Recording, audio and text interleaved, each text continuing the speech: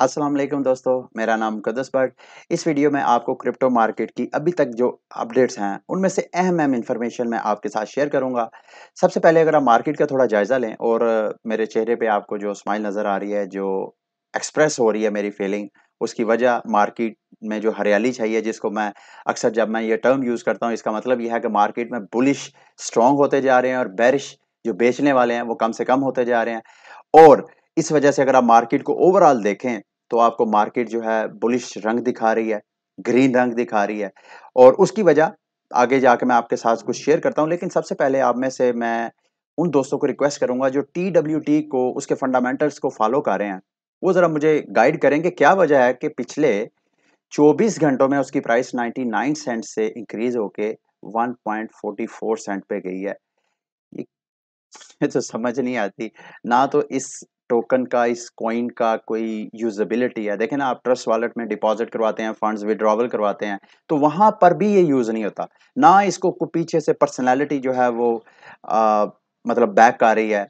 वो पर्सनैलिटीज़, आपको पता है पर्सनैलिटीज़ का कितना इन्फ्लुएंस है क्रिप्टो करेंसीज़ की प्राइसेज़ के ऊपर, तो कोई पर्सनैलिटी भी नहीं है। तो मेरी तो समझ से बाहर है। आपको अगर पता है तो वीडियो के नीचे आपने कमेंट में मेरे साथ शेयर करना है। दूसरा, पोल्का डॉट की प्राइस भी एक दिन के अंदर-अंदर $10 इसकी प्राइस में एक पूरा डिल्डो कैंडल बनी है, लंबा-सा हाई स्पाइक आया है, तो वो क्यों आया है, उसको भी डिस्कस करेंगे। तो साथ ये भी देखेंगे कि क्या इसकी प्राइस जो है मज़ीद ऊपर जा सकती है या नहीं।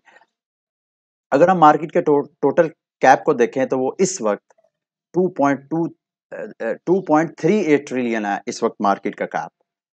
तो जिस तरह मार्केट रंग दिखा रही है, जो न्यूज़ आ रही हैं, इक्का-दुक्का न्यूज़ हैं। एक तो जापान का एक बहुत बड़ा थ्रेट है, जो मैं आपको पिछले कई वीडियोज़ में बताता आ रहा हूँ। वो पता नहीं कब जो है वो बबल ब्लास्ट होगा या क्या वो मार्केट में मज़ीद जो है वो पॉज़िटिव रंग दिखाएगा, उसका कुछ पता नहीं है।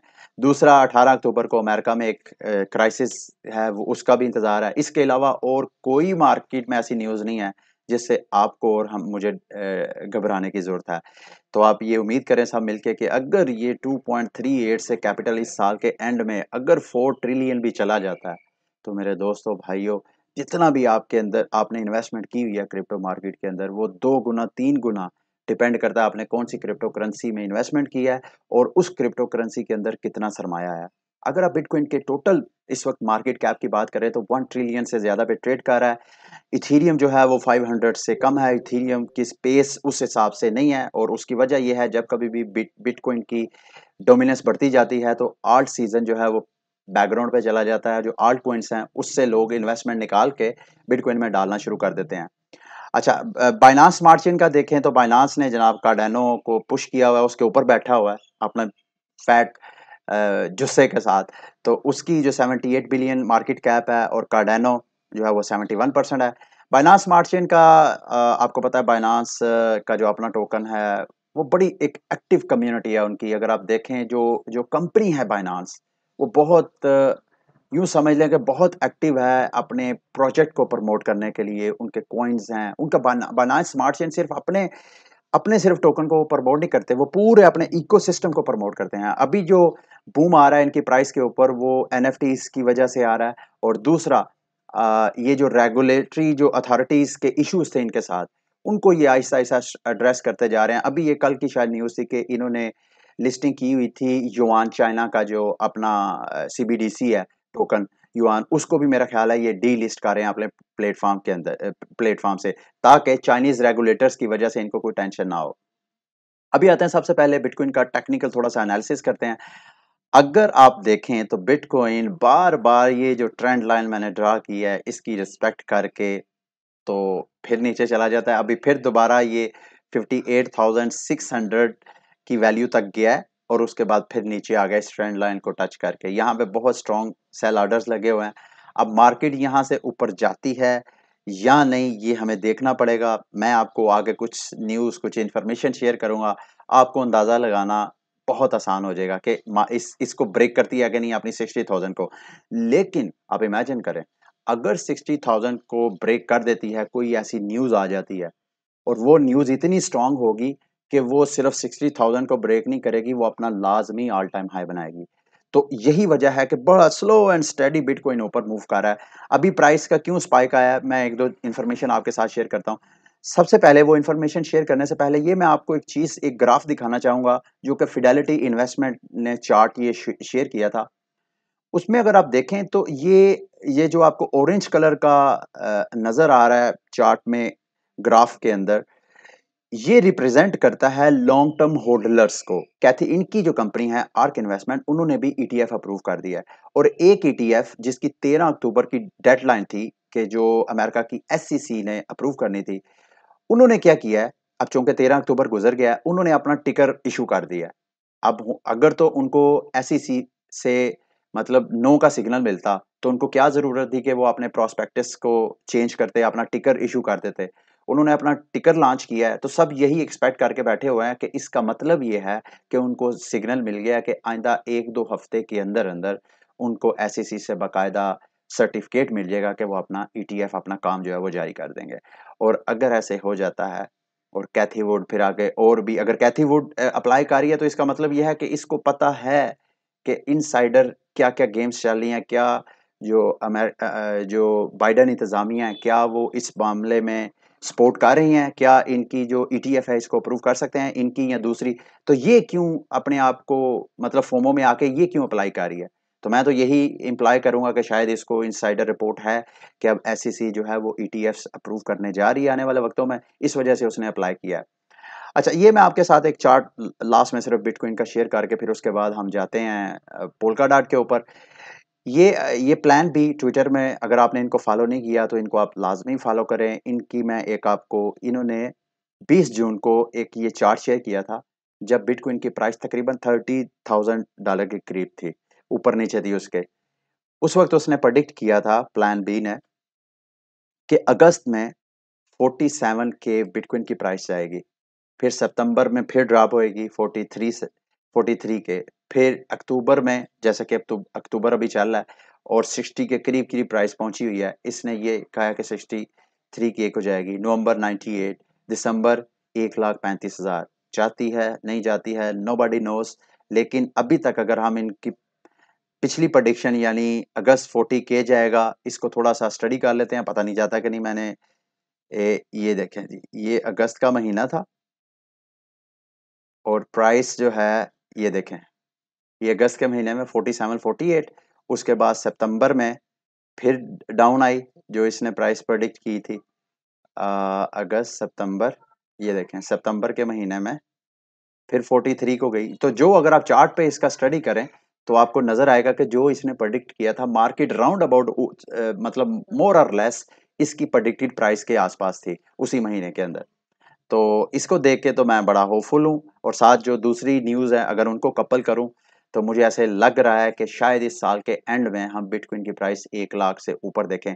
और अगर आप ज़रा मार्केट कैप पे जाएं तो इस वक्त जो है 1 ट्रिलियन है सरमाया बिटकॉइन के पास। अगर इसने $1 लाख जाना है, इसकी वैल्यू ने बिटकॉइन है, तो 1 ट्रिलियन डॉलर इसको और सरमाया चाहिए। और ये सिर्फ और सिर्फ उसी वक्त पॉसिबल होगा अगर इंस्टीट्यूशंस जैसे ये ईटीएफ्स अप्रूव होना शुरू हो जाएंगे, इंस्टीट्यूशंस मजीद इन्वेस्टमेंट करना शुरू हो जाएंगे, फिर इस फोमो के अंदर अंदर रिटेलर्स की एंट्री भी हो जाएगी।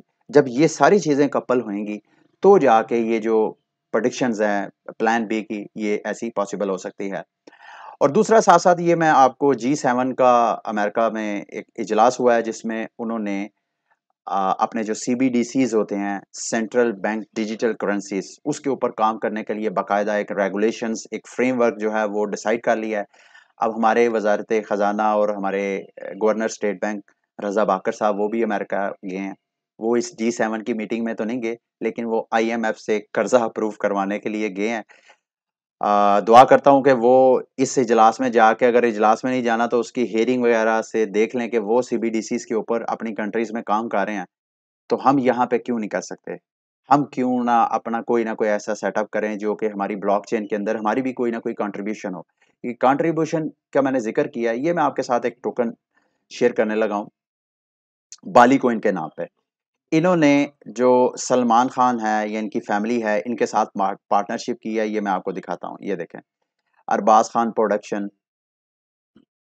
माफ़ कीजिएगा, सलमान खान फ़िल्म्स, सुहेल खान प्रोडक्शंस, इनके साथ पार्टनरशिप की है। और आने वाले वक्तों में यानी दिसंबर दिसंबर के महीने में सलमान खान की जो एनएफटीज़ हैं उसकी कलेक्शन मुख्तलिफ किस्म की, जो सलमान खान के ऐसे आइकॉनिक डायलॉग्स, उसके पिक्चर्स, उसके छोटे-छोटे वीडियो क्लिप्स, उसकी इमेजेस को ये एक कलेक्शन बना के एनएफटीज़ अपने कॉइन के ऊपर लॉन्च करेंगे।